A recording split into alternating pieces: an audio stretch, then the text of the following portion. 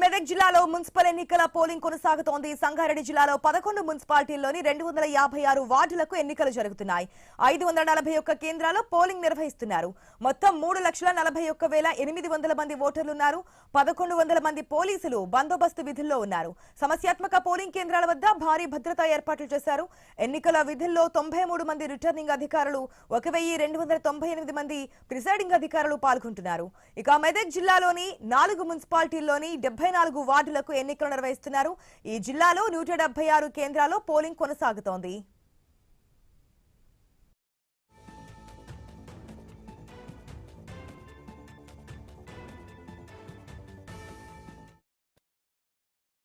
ఇప్పటికే తెలంగాణలో మున్సిపల్ ఎన్నికల హోరైతే స్టార్ట్ అయింది.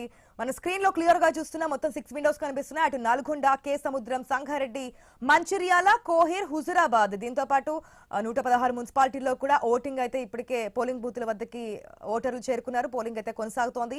సాయంత్రం 5 గంటల వరకు కూడా పోలింగ్ కేంద్రాల వద్దకు చేరుకున్నటువంటి ఓటర్లందరూ ఓటు హక్కు వినియోగించుకునే అవకాశం కూడా కల్పిస్తున్నారు. ఎవరైతే వికలాంగులు గానీ వృద్ధులు గానీ ఉంటే వారికి వీల్ చైర్స్ ద్వారా డైరెక్ట్ గా పోలీసులే అక్కడికి తీసుకెళ్లి ఓటు హక్కు వినియోగించుకుని పంపిస్తున్నటువంటి విజువల్స్ కూడా మనం చూస్తున్నాం. ఓటర్లకి ఎక్కడ ఎటువంటి చిన్న సమస్య కూడా రాకుండా అన్ని ఏర్పాట్లు చేశామని చెప్తున్నారు.